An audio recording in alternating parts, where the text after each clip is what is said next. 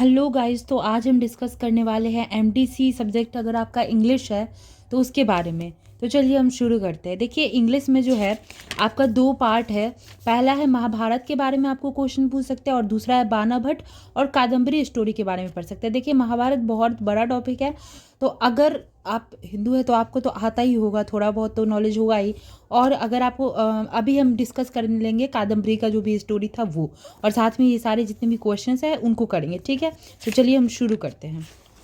ये सब क्वेश्चन करते करते साथ साथ में हम थोड़ा जान भी लेंगे कि क्या क्या स्टोरी है। तो देखिए, पहला क्वेश्चन है कि Banabhatta is known for Kadambari and. Banabhatta कौन कौन सी कहानी के लिए जाने जाते हैं? तो कादम्बरी के साथ साथ हर्ष चरिता के लिए ये जाने जाते थे, ठीक है। तो चलिए हम आगे चलते हैं।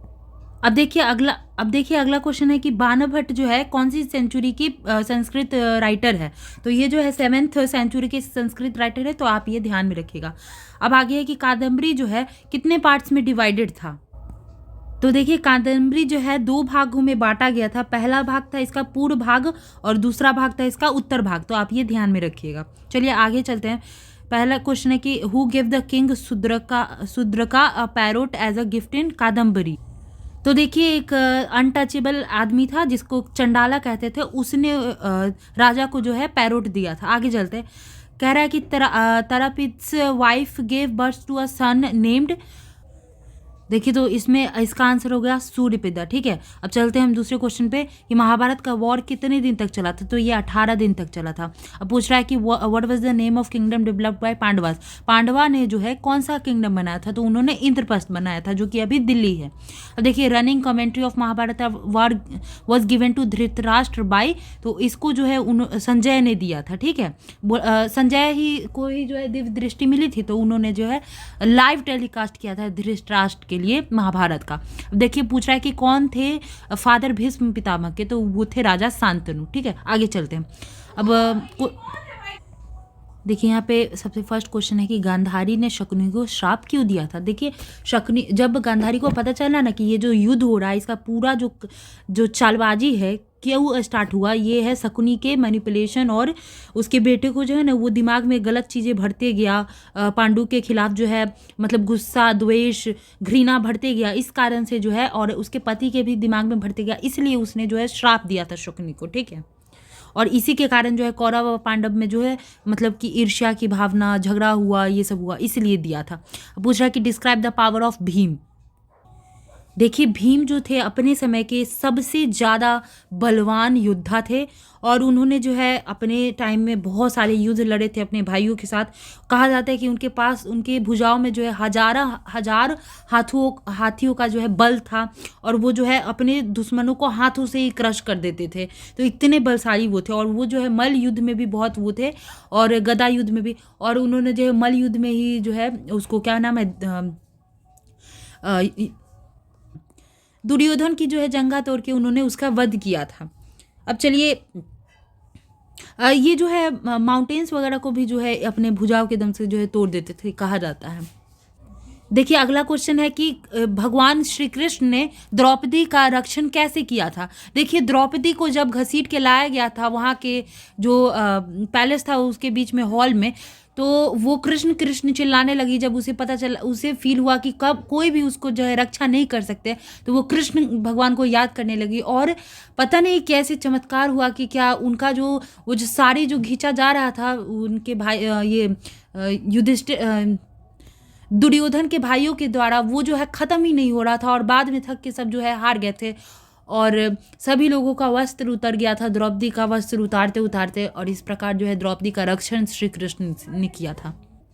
यहाँ पे देखिए, थोड़ा सा मिस्टेक हो गया था। त्रपिदा का जो वाइफ थी उनका जो है बच्चा का नाम था चंद्रपिता, ठीक है। और सुकन्या का जो वाइफ था उसका बच्चा का नाम था वैशंपायन, ठीक है। तो ये आप ध्यान रखिएगा।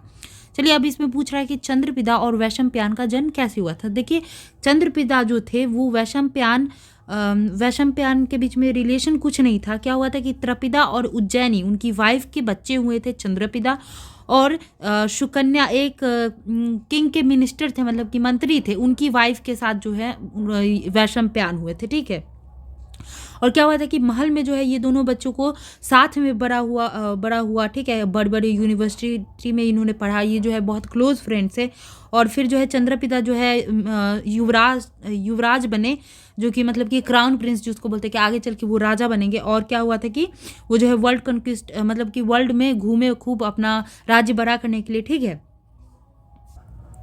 देखिए महाभारत के अकॉर्डिंग जिसमें श्री कृष्ण ने धर्म के बारे में बहुत सारी अच्छी अच्छी बातें बताई हैं, बड़े बड़े लोगों ने जो बहुत ही पराक्रमी थे उन्होंने बहुत बड़ी बड़ी बातें बताई है। देखिए महाभारत के अकॉर्डिंग धर्म जो है एक बहुत ही डायनेमिक प्रिंसिपल है, मतलब कि वो बदलते रहता है पर्सन टू पर्सन, उनके एज के हिसाब से, उनका क्या सोसाइटी में रोल है इस हिसाब से, उनके जो घर में कितने लोग हैं क्या है, उन जेंडर के हिसाब से हर तरह से जो है धर्म बदलते रहता है, ठीक है। अब देखिए पर्सनल ड्यूटी पे डिपेंड करेगा, आप किस अवस्था में है उस पर डिपेंड करेगा, सोसाइटी में क्या आपका रोल है, क्या दर्जा है, उस पर धर्म डिपेंड करता है, ठीक है। अब देखिए ये जो महाभारत की कथा है इसमें जो है जो कॉम्प्लेक्सिटीज़ है कि धर्म के आड़ पे जो है लोग इतना सारा पाप कर रहे थे, लोगों को प्रताड़ित कर रहे थे, इससे छुटकारा के लिए ये जो महाभारत का जो कथा लिखा गया और ये युद्ध हुआ। देखिए धर्म क्या है, धर्म जो है एक तरह का ड्यूटी है, आपको ये कर्म करना पड़ेगा, ये है धर्म। ये एक तरह का एक सच्चाई है कि सच्चाई से आपको कुछ काम करना है, आपको किसी के लिए ड्यूटी निभाना है, ये है धर्म। धर्म जो है पावर को और काइंडनेस को बैलेंस करना है कि अगर आपको ज़्यादा पावर मिल गया, मनी मिल गया, तो आप अपना आपा नहीं खोइएगा, आप सबको दूसरे को औकात दिखाते नहीं चलिएगा, ये है धर्म, ठीक है। अपनी ड्यूटीज़ को सही से निभाना है धर्म, ठीक है। टफ एथिकल डिसीजन, मतलब कि आप हो सकता है कि कभी कभी धर्म संकट में पड़ जाए कि इधर साइड भी सही है इधर साइड भी, तो उसमें कैसे डिसीजन लेंगे, ये है धर्म। धर्म जो है सत्य है, ठीक है, हर आदमी के लिए जो फॉलो करता है, चाहे वो उसके लिए कष्टदायी हो, तब भी वो अगर धर्म फॉलो करता है तो वो धार्मिक आदमी हुआ।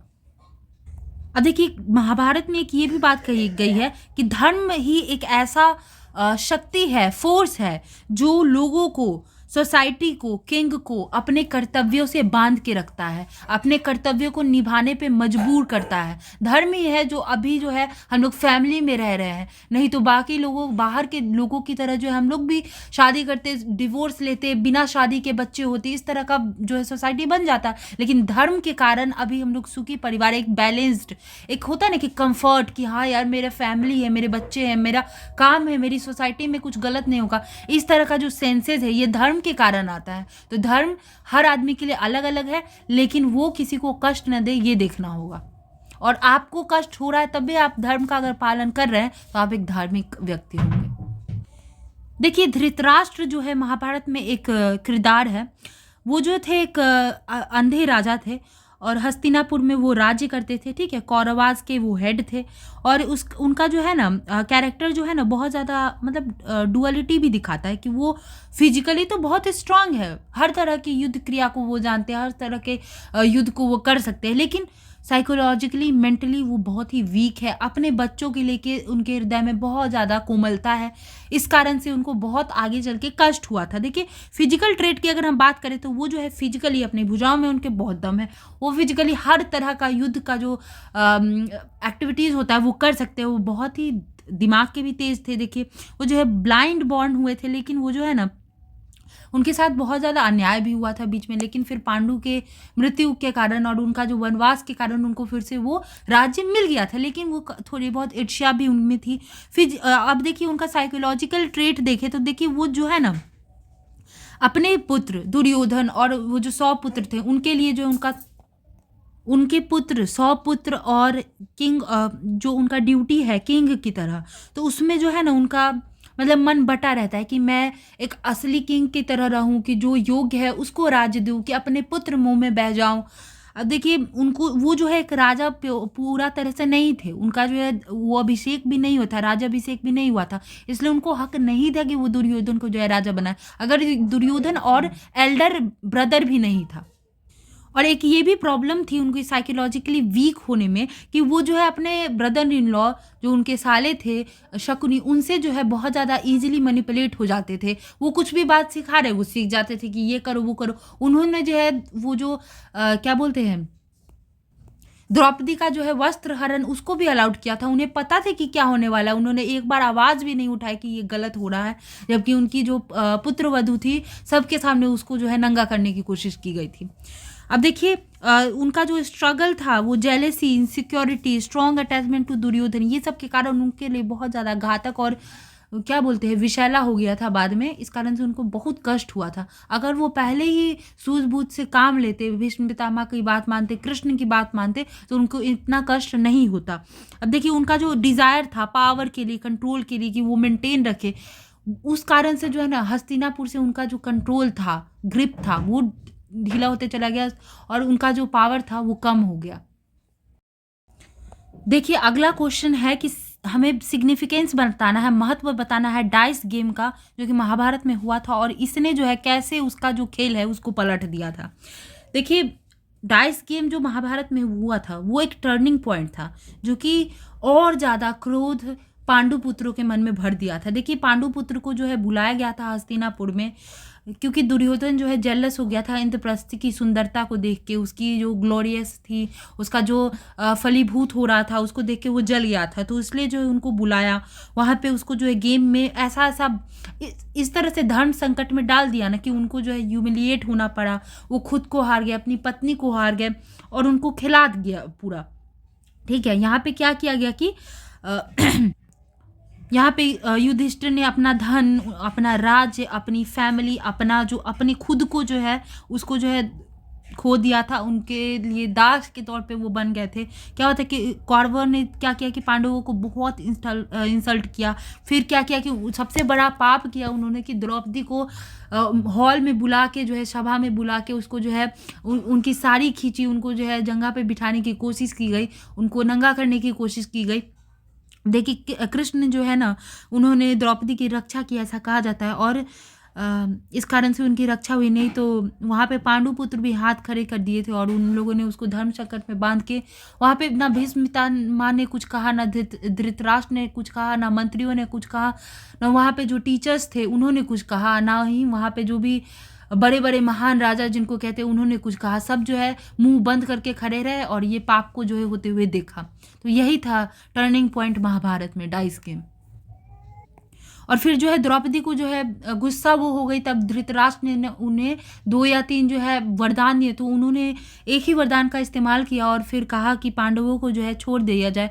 तो फिर ये दुर्योधन गुस्सा आ गया कि ऐसे कैसे छोड़ देंगे, तो उसको फिर कहा गया कि 12 साल जो है आप एग्जाइल में रहेंगे, मतलब वनवास में, और 1 साल जो है आप जो है गुप्तवास में रहेंगे, और उस 1 साल में अगर आपको किसी ने देख लिया तो आपको फिर से ये जो साइकिल है 12 साल का वो रिपीट करना होगा। तो ये था इसका रिजल्ट इस डाइस गेम का। देखिए कादम्बरी को कहा जाता है कि ये ना सबसे सुंदर, सबसे खूबसूरती से लिखा गया संस्कृत का नोवेल है, और बहुत बार कहा जाता है कि ये जो है फर्स्ट नोवेल है संस्कृत में, मतलब पूरी दुनिया में ही सबसे फर्स्ट नोवेल है, क्योंकि उस टाइम ही सारे लैंग्वेज डेवलप हो रहे थे पूरी दुनिया में, और यहाँ पे हम संस्कृत व्याकरण, संस्कृत में नोवेल्स और वेद वगैरह लिख रहे थे। देखिए कादम्बरी जो है एक रोमांटिक नोवेल है, संस्कृत में लिखा गया। इसमें कहा जाता है कि एक मोर्टल प्रिंस थे जो कि मतलब क्या बोलते हैं कि उन्हें वो मरने के कगार पे थे, और एक सेलेस्टियल बीइंग, मतलब कि सेलेस्टियल बीइंग कैसे बोल सकते थे, चमत्कारी आदमी, उसके बीच का जो है प्रेम कथा है। देखिए इसका प्लॉट समझते हैं हम कि ये क्या चीज़ पे बेस्ड है।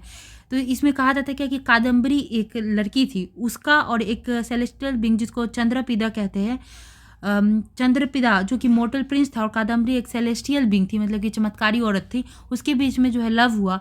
और देखिए ये स्टोरी बताता है क्या कि एक कॉम्प्लेक्स प्लॉट है इसमें, और मल्टीपल सब प्लॉट्स, मतलब कि इसमें बहुत ज़्यादा फ्लैशबैक्स है, बहुत ज़्यादा ट्विस्ट है, मतलब जैसे सिनेमा वगैरह में होता है वैसा ही ये कुछ कहानी है।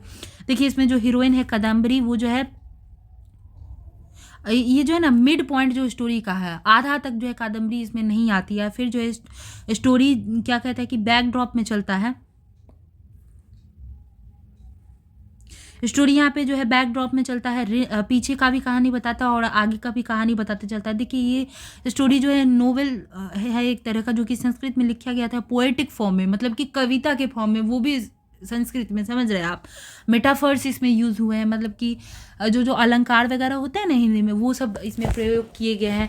और फिर ये जो है ना एक ब्लेंड है पोएट्री का और प्रोज का, और इसमें लिरिकल नैरेटिव है, मतलब इसको एक लय में लिखा गया है, पोएम के फॉर्म में, मेटाफर्स यूज़ हुए हैं इसमें, एकदम प्रेम को एकदम सुंदर से भाषा में प्रदर्शित किया गया है। तो इसको कह सकते हैं कि सबसे खूबसूरत और सुंदर संस्कृत का नॉवेल है जिसको हम सभी को पढ़ना चाहिए। अब देखिए ये जो है ना नॉन लीनियर वे में बताया गया, मतलब कि इसमें कोई भी बोलने वाला आदमी नहीं, बस ये कहानी की तरफ पे बताया गया है। मल्टीपल इसमें लेयर्स है, मल्टीपल लोग हैं इसमें, फ्लैशबैक्स बताया गया कि पीछे क्या हुआ, आगे का क्या कहानी है, इस तरह से बताया गया है। ठीक है, अब देखिए इस कहानी का क्या थीम था, तो ये प्रेम के बारे में बताया गया है कि, और बताया गया कि हमारा जो भाग्य होता है वही होगा, हम खुद को कैसे ढूंढ सकते हैं प्रेम के माध्यम से, हम खुद के अंदर कैसे झांक सकते हैं कि हमारे अंदर क्या कमी है, हम अपने सामने वाले से कैसे खुद को, मतलब सामने वाले से कैसे खुद की कमी पूरी कर सकते हैं। देखिए सबके लिए भगवान ने कोई ना कोई को बनाया, इस तरह की बातें इसमें डाली गई है। इसमें बताया गया कि प्रेम की मदद से कैसे लोगों के जीवन बदल जाते हैं। देखिए स्टोरी जो है ना बनाया गया है कि हिंदू माइथोलॉजी के बेसिस पे, हिंदू धर्म के माइथोलॉजी के बेसिस पे, और इसमें जो है बहुत सारे भगवानों का, बहुत सारे देवताओं का भी वर्णन किया गया है। तो बहुत ही खूबसूरत कहानियाँ, हम सभी को ये पढ़नी चाहिए। देखिए कहा जाता है कि चंद्रप्रभा दत्त जो थे ना एक क्या बोलते हैं किरदार थे कादम्बरी कहानी में। तो इसमें कहा जाता है कि वो जो बहुत ही योद्धा किस्म के व्यक्ति थे, बहुत ही वीर थे, बहुत ही धर्म के रास्ते पे चलते थे। इंडियन माइथोलॉजी में इनकी कहानी है, और ये जो है ना आइकॉनिक एकदम एकदम रॉयल राजा थे।